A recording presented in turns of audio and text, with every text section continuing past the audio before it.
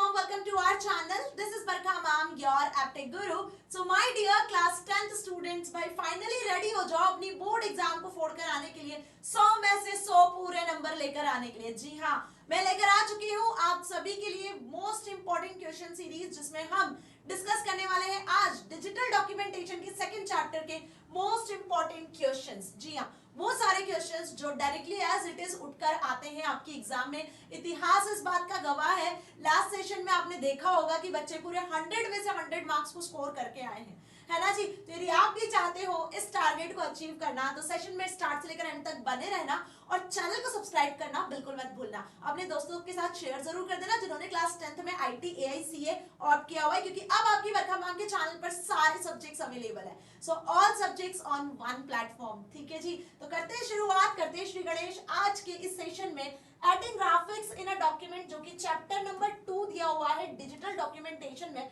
उसके most important questions. अभी पहला chapter apply styles in a document पूरा कंप्लीट करवा दिया है मैंने। स्टाइल्स को कैसे आप अप्लाई करते हो डॉक्यूमेंट में, वो पूरा चैप्टर अवेलेबल है, प्रैक्टिकल के साथ अवेलेबल है, इंपॉर्टेंट क्वेश्चन आंसर्स भी अवेलेबल है। देखेंगे कैसे मैम, तो डिस्क्रिप्शन बॉक्स में लिंक है, जल्दी से जाओ देख लो। और हाँ, नोट्स चाहिए तो बिल्कुल फ्री ऑफ कॉस्ट आपको नोट्स में मिल जाएंगे, तो उसके लिए आपको जल्दी से जाके ज्वाइन करना होगा टेलीग्राम चैनल। ठीक है जी, आज के वीडियो के नोट्स चाहते हो पीडीएफ फॉर्मेट में, तो भाई टेलीग्राम चैनल ज्वाइन करना बिल्कुल मत भूलना। ओके जी, चलिए तो करते हैं शुरुआत, करते हैं श्री गणेश आज के सेशन का chapter number 2 adding graphics in a document के इंपॉर्टेंट क्वेश्चन आंसर्स के साथ। पहला क्वेश्चन दिया हुआ है आपकी स्क्रीन पर, select the correct options and options are here. अभी देखो करना क्या है, आपको मेरे साथ आंसर्स कमेंट सेक्शन में लिखते चलना है, क्योंकि चैप्टर आप लोगों ने पढ़ा है, प्रैक्टिकल के साथ मैंने समझाया है। एक ही वीडियो में हमने पूरा चैप्टर खत्म कर दिया था एडिंग ग्राफिक्स। सेशन थोड़ा लेंथी जरूर थे, क्योंकि practical as well as theory सब साथ में मैंने पढ़ाया है बेटा, तो एक एक चीज आपके दिमाग में घुस जाना चाहिए, ताकि क्वेश्चन कैसा भी आए तो आप लिख कर आओ आंसर, है ना। It's my strategy. ओके जी, तो आंसर बता दो जरा जल्दी से, क्या है। Which of this is a correct way to open the insert picture dialog box. अभी देखो हम लिब्रे ऑफिस राइटर पर प्रैक्टिकल कर रहे हैं, क्यों, क्योंकि मैम हमारे लेटेस्ट सिलेबस में लिब्रे ऑफिस राइटर मेंशन किया गया है सीबीएसई की तरफ से। अब लिब्रे ऑफिस राइटर होता क्या है, कैसे डाउनलोड करना है, कैसे इसमें इमेजेस को इंसर्ट करना है, इसलिए चैप्टर 2 का पूरा वीडियो अवेलेबल है। ठीक है जी, तो डिस्क्रिप्शन बॉक्स में जाओ, पूरी प्लेलिस्ट का लिंक अवेलेबल है, और जाके अपनी एग्जाम के प्रिपरेशन को बूस्ट करो। क्यों, क्योंकि चाहे यूनिट टेस्ट हो, चाहे फॉर्मेटिव असेसमेंट हो, टर्म 1 एग्जाम हो, या आपका फाइनल बोर्ड एग्जाम हो, तो इस साल को हमें जीत का साल बनाना है, इसलिए सारे वीडियो लेक्चर्स देख के जाना है। ओके जी, तो क्या है आंसर जल्दी बता दो जरा। Option number a, insert picture from file, view image, image insert, then from file insert and picture. What are the steps. अभी कुछ बच्चे ये सोच रहे होंगे कि मैम क्या स्टेप्स वाले क्वेश्चंस आते हैं एग्जाम में, तो बेटा देखो लास्ट 2 ईयर्स से तो स्टेप्स वाले क्वेश्चंस नहीं आ रहे हैं। सीबीएसई ने ऐसा खुल के क्लैरिफाई नहीं किया है ना, सीबीएसई ने ऐसा खुल के क्लैरिफाई बिल्कुल नहीं किया, ना लास्ट सेशन में किया था, ना लास्ट टू लास्ट ईयर किया था, और ना इस ईयर सीबीएसई ने कोई भी ऐसा नोटिफिकेशन या कोई भी ऐसा करिकुलम निकाला जिसमें ये बताया कि स्टेप्स के क्वेश्चंस नहीं आएंगे। स्टेप्स के क्वेश्चंस आएंगे, बट किस तरीके से आएंगे, डिटेल्ड आंसर में लिखने को नहीं आएंगे, इस तरीके से आएंगे। Understood this thing. एमसीक्यूज में 2 नंबर में आपसे स्टेप्स वाले क्वेश्चंस पूछ सकते हो, और आपको पता भी नहीं चलेगा कि इसमें स्टेप्स लिखनी है, इसलिए प्रैक्टिकल को नजरअंदाज मत करना। स्टेप्स वाले क्वेश्चंस डायरेक्टली आना बंद हो चुके हैं, वो नहीं आ रहे, लेकिन इस ईयर सीबीएसई क्या घोटाला करती है वो हमें नहीं पता है। इस ईयर सीबीएसई ने जो भी चेंजेस किए होंगे वो हमको पता चलेंगे स्टेप्स वाले क्वेश्चन के कब, जब आएंगे इसके सैंपल पेपर्स। तो जस्ट आपको तब तक वेट करना है, लेकिन सारे प्रैक्टिकल्स और सारे क्वेश्चन आंसर्स को समझते चलना है। ठीक है जी, तो आंसर क्या है लिख दिया कमेंट सेक्शन में। Now which of this is a correct वे, पहचानना है सही तरीका जिससे आप इंसर्ट पिक्चर डायलॉग बॉक्स को ओपन कर सकते हो। भाई इंसर्ट करना है पिक्चर, इमेज, ग्राफिक हमारे डॉक्यूमेंट में, तो ऑब्वियसली बात है मैम इंसर्ट मेन्यू पर ही क्लिक करेंगे, है ना। सो कौन सा करेक्ट होगा यहाँ, insert picture from file, view image insert, या फ्रॉम फाइल इंसर्ट या picture. So yes the correct answer is insert picture from file. Understood. अब व्यू करेंगे तो व्यू ऑप्शन में तो आपको बहुत सारी चीजें मिल जाती है, टूल बार्स वगैरह व्यू करना है तो व्यू में तो जाके आप इंसर्ट कर नहीं सकते हो। इमेज में जाके इंसर्ट नहीं होता, अगर ये ऑपोजिट लिखा होता इंसर्ट देन इमेज तो एक बार सोच सकते थे मैम, है ना जी। वही फाइल में कहाँ इंसर्ट मिलता है आपको, भाई फाइल अपने आप में एक अलग मेन्यू है, इंसर्ट अपने आप में एक अलग मेन्यू है। File, insert, view, this all are the different menus. Understood. So again this is wrong. What is the correct one, insert में जाना है। अभी देखो जो बच्चे ओपन ऑफिस राइटर पढ़ रहे हैं, मैं बहुत क्लियर बता रही हूँ आप लोगों को, बिल्कुल ऐसे पैनिक मत होना कि मैम हमारे स्कूल में तो ओपन ऑफिस राइटर चल रहा है, हमारे स्कूल में लिब्रे ऑफिस राइटर पे काम करवा रहे हैं। बेटा ये राइटर सॉफ्टवेयर एक ही है, चाहे ओपन ऑफिस से पढ़ो चाहे लिब्रे ऑफिस से पढ़ो, बिल्कुल 99% दोनों सॉफ्टवेयर एक ही जैसा काम करते हैं, डॉक्यूमेंट को ही क्रिएट करने का काम करते हैं। डिफरेंस इज व्हाट, जैसे यदि मैं बात करूं ओपन ऑफिस की तो इंसर्ट में जाके आपको पिक्चर मिल जाएगा, और यदि मैं लिब्रे ऑफिस की बात करूं तो इंसर्ट में जाकर आपको कौन सा ऑप्शन मिलेगा, इमेज मिलेगा। This is the basic difference only. समझ में आ गई बात अच्छे से? चलिए, तो होपफुली आपको पहला क्वेश्चन एकदम क्लियर हो चुका है। Now come to the next one, which is it contains ready to use objects in Writer. भाई राइटर में रेडी टू यूज ऑब्जेक्ट्स को यदि यूज करना है तो उसको क्या कहते हो आप, वो कहां से मिलते हैं? Object pane, gallery, drawing pane या ड्राइंग टूल पेन? जल्दी बताओ, I am waiting for your answer. मैं थोड़ा सा इसको हिंट कर देती हूँ ताकि आपको समझ में आ सके।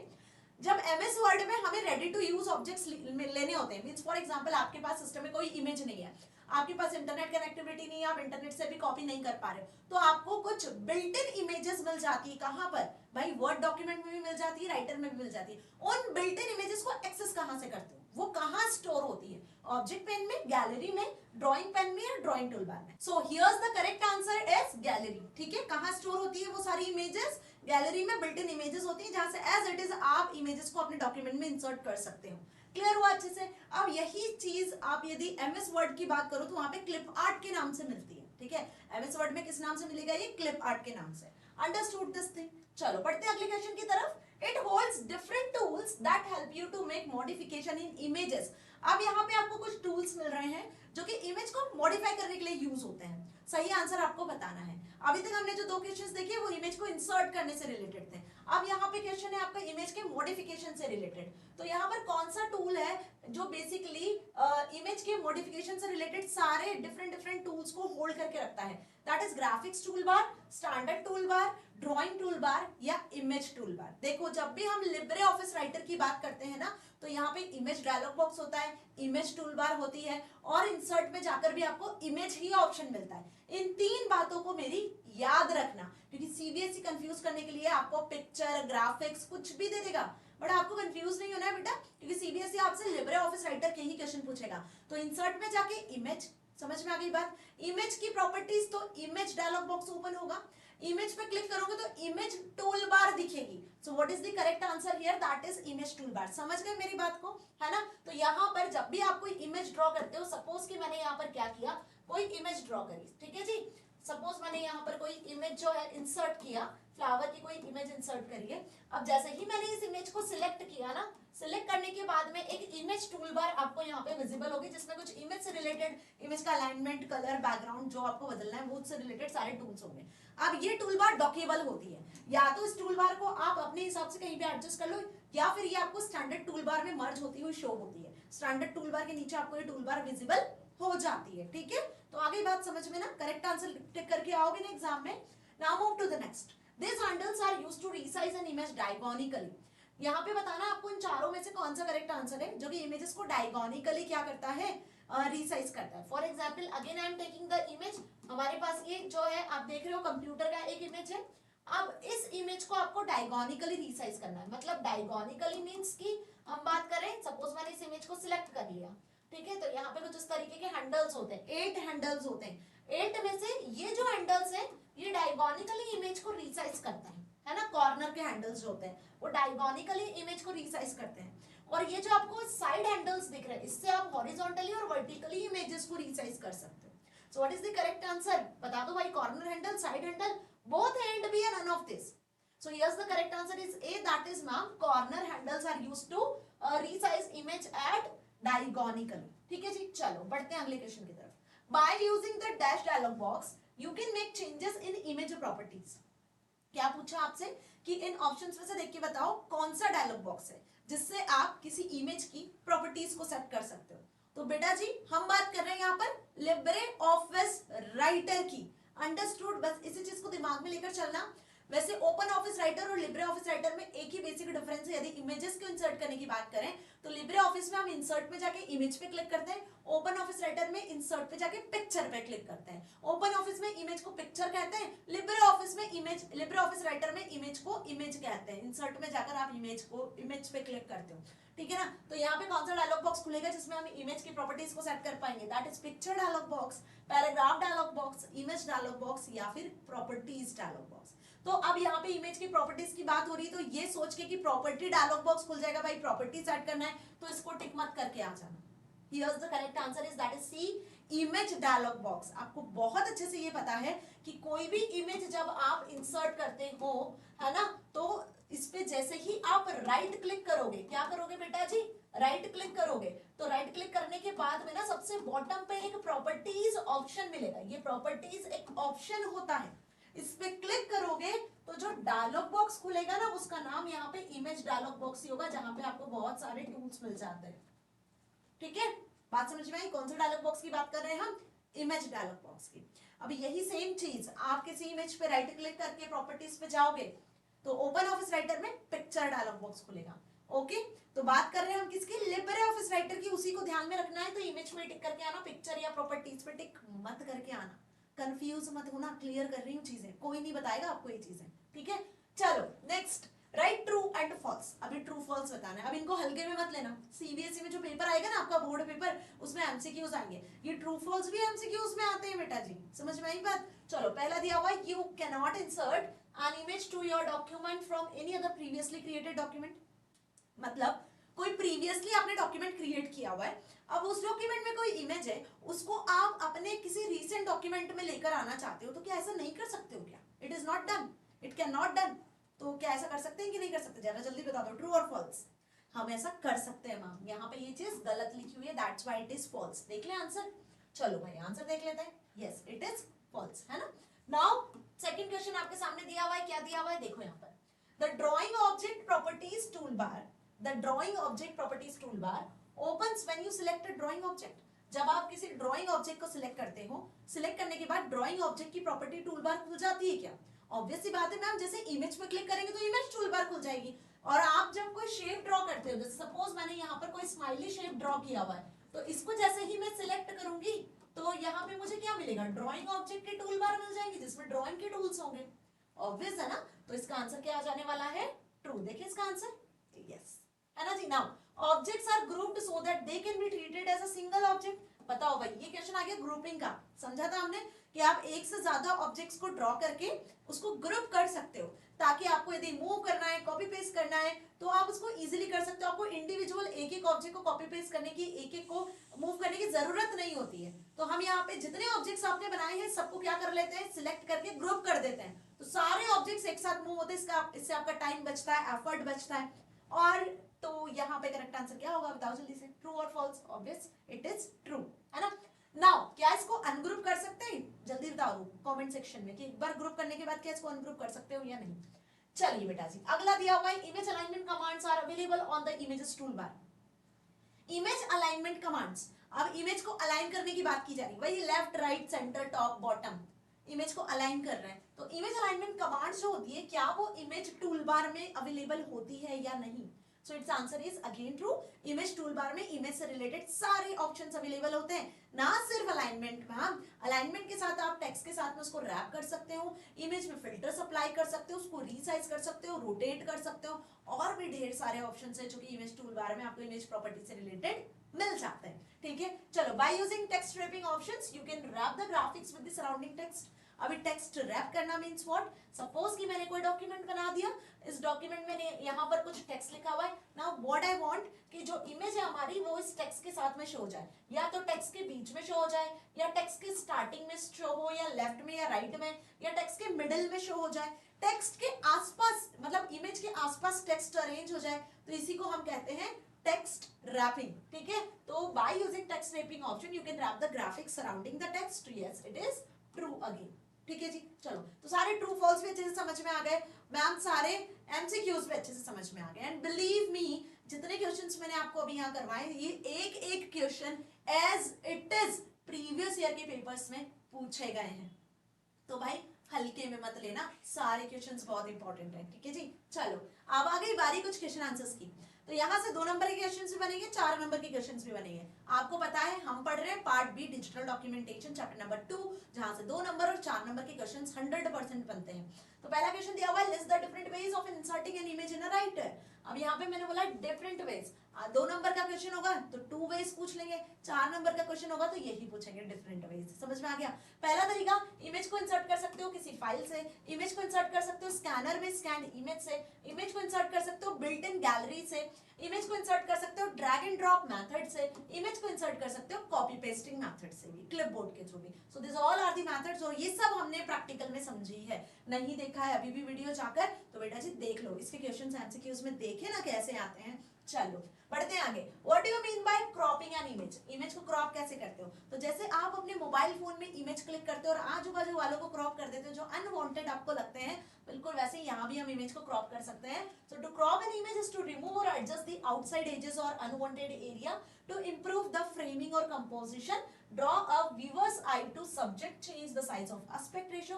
In other words, photocropping is the act of improving an image by removing unnecessary parts. ठीक है जी। अब ये क्रॉपिंग करना क्यों है, कैसे करते हैं, तो इसके लिए अपने अपने टूल्स अवेलेबल है ना। 2 से 3 जगह पर क्रॉप टूल्स मिल जाते हैं आपको। तो क्रॉपिंग का मतलब समझ में आ गया, लिख कर आ जाओगे आराम से। Now what do you group images, why do you group images? अभी इमेजेस को ग्रुप क्यों करते हैं? फॉर एग्जाम्पल कि मैं कोई फ्लो चार्ट बनाती हूँ, ठीक है, तो मैंने ये फ्लो चार्ट कुछ इस तरीके से बनाया, यहाँ एरो बनाया, यहाँ बॉक्स बनाया, फिर इस तरीके से मैंने एक ये ड्रॉ किया, फिर यहाँ एक डायमंड शेप बनाया और फिर यहाँ इसको एंड किया। अब बताओ यहाँ पे मैंने कितने ऑब्जेक्ट्स लिए हुए ड्रॉइंग टूल पर? 1 2 3 4 5 6 7 8 9 10। अब ये पूरे 10 जो ऑब्जेक्ट्स मैंने यहाँ लिए हुए हैं, अगर इसको मुझे दूसरे डॉक्यूमेंट में कॉपी पेस्ट करना है तो भाई क्या करूंगी, मैं एक एक टूल को कॉपी करूंगी और फिर इनको वापस जाके अरेंज करूंगी, तो it takes a lot of time ना मैम। होगा कि नहीं, टाइम लगेगा कि नहीं इसमें, फिर अरेंज करना, और सपोज इसको फिर मुझे और किसी डॉक्यूमेंट में भी, मतलब इस सेम फ्लो चार्ट को मुझे 10 जगह पर पेस्ट करना है, तो क्या 10 बार इसको मैं ले जाकर कॉपी पेस्ट करूंगी 10 अलग अलग पार्ट्स को? नहीं।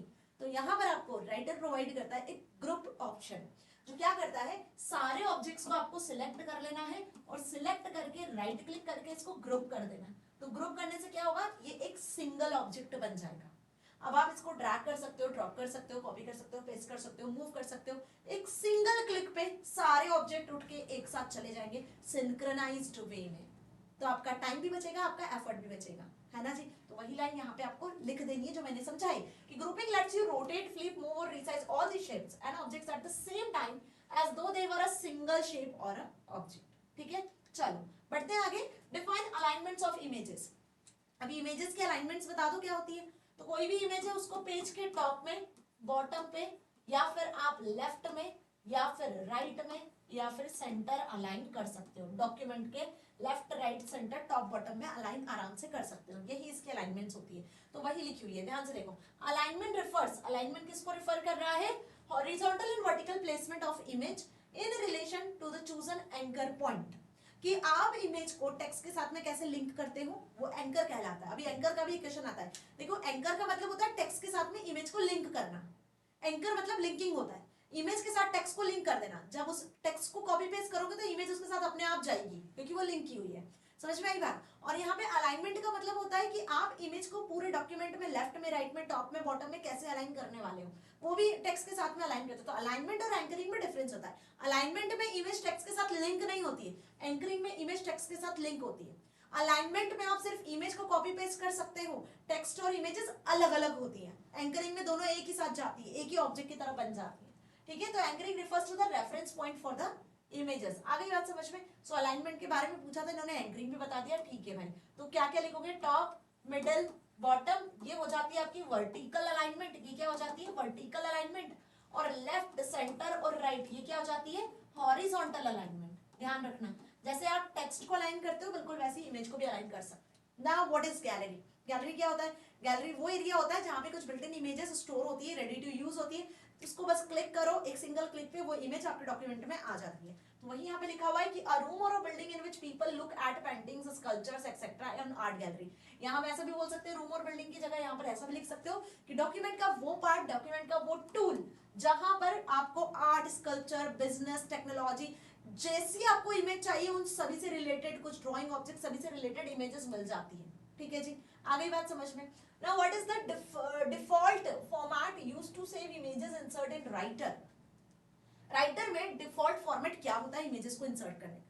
अभी ये आपको बहुत अच्छे से पता है, जरा जल्दी बता दो कि इमेजेस के कुछ फॉर्मेट होते हैं। जैसे कि वर्ड की फाइल या आपकी राइटर की फाइल होती है, उसको .doc से आप सेव करते हो, docx से सेव कर लेते हो, है ना जी। ओपन ऑफिस का अलग होता है, ओडीटी होता है, और लिब्रे ऑफिस का अलग वो होता है एक्सटेंशन। यदि कोई पावरपॉइंट की प्रेजेंटेशन बनाते हो तो .ppt एक्सटेंशन होता है। इमेज फाइल का क्या एक्सटेंशन होता है? देखो, तो इमेज फाइल के एक्सटेंशन होते हैं .jpg, png, bmp या gif। ये जितने भी एक्सटेंशन है ये सब इमेज फाइल के एक्सटेंशन है। ये आपसे एमसीक्यूज में पूछे जा सकते हैं। Now what is the function of wrap option in writer?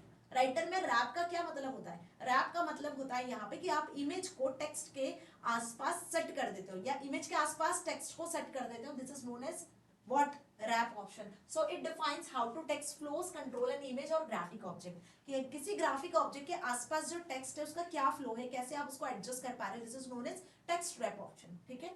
Now what is the shortcut to insert a picture in Writer? Writer में यदि आपको कोई पिक्चर इंसर्ट करनी है तो बता दो भाई शॉर्टकट की क्या होती है। देखो, it again comes in your exam, ये आता है किसान एग्जाम में, और क्या पता इस बार के बोर्ड एग्जाम में छप गया है, ये मान के चलो कि शॉर्टकट की का एक क्वेश्चन 100% कंफर्म आपकी बोर्ड एग्जाम में आता है, वो चाहे फिर एमसीक्यूज में आए, चाहे आपसे 2 नंबर में पूछे। इमेज को इंसर्ट करने का शॉर्टकट की क्या होता है? इंसर्ट पे जाके या तो इमेज पे क्लिक कर लो, है ना, या फिर आप ऑल्ट आई और जी को क्लिक करो। ऑल्ट के साथ आई और जी को प्रेस करोगे तो भी इमेज आप इंसर्ट कर पाओगे। आपके सामने वही इमेज डायलॉग बॉक्स और वो टूल ओपन हो जाएगा। समझ में आ गई बात? चलो आगे बढ़ते हैं। Now what is the shortcut key? What is the shortcut key can we rotate images in Writer? या हम ऐसा बोल सकते हैं कि क्या यहाँ पर आप इमेजेस को रोटेट कर सकते हो? तो बेटा रोटेट करने की जब बात आती है तो yes, we can using the position in size dialog box we can rotate the image. Question में थोड़ा सा प्रॉब्लम है, क्वेश्चन आपसे यही पूछ रहे हैं कि आप किसी पिक्चर को जब इंसर्ट करते हो, है ना, when you insert any picture in writer, तो क्या आप इमेजेस को रोटेट कर सकते हो? यहां से शॉर्टकट हटा दो। ठीक है, क्या आप इमेजेस को रोटेट कर सकते हो? तो बिल्कुल रोटेट कर सकते हो। रोटेट करने के लिए आपके पास टूल बार में भी रोटेशन टूल होता है, 90 degree 180 degree angle wise rotate कर सकते हो, फ्रीली रोटेट कर सकते हो अपने अकॉर्डिंग। एक रोटेशन हैंडल टूल मिलता है। सपोज कि ये कोई इमेज है, ठीक है, तो यहाँ पे इसके कॉर्नर हैंडल्स टोटल 8 हैंडल्स होते हैं जैसे मैंने बताया आपको। इसके बाद जैसे ही आप रोटेट पे क्लिक करोगे तो इस तरीके से एक सर्कल आएगा, इस ये ग्रीन कलर का सर्कल हो जाता है जब ये रोटेट होती है। तो अब इस इमेज को आप क्लॉकवाइज और इस इमेज को आप एंटी क्लॉकवाइज आराम से रोटेट कर सकते हो। उसके लिए रोटेट ऑप्शन आपको इमेज टूल बार में भी मिल जाता है। और आप जब डायलॉग बॉक्स में जाते हो, इमेज डायलॉग बॉक्स में, तो आप पोजीशन एंड साइज में आपको रोटेशन के ऑप्शंस मिल जाते हैं। Now describe various wrap options available in Writer. Writer में टेक्स्ट को रैप करने के लिए कौन कौन से ऑप्शंस होते हैं, कि आप कितने तरीके से टेक्स्ट को रैप कर सकते हो।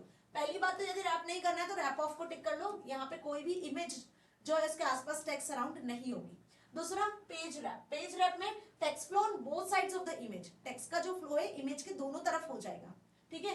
Optimal page wrap, text wraps on the side where there is a more space. जैसे फॉर एग्जांपल कि ये आपने पेज बनाया, यहाँ आपने कंटेंट लिखा है, तो यहाँ स्पेस ज्यादा है तो टेक्स्ट यहाँ एडजस्ट हो जाएगी।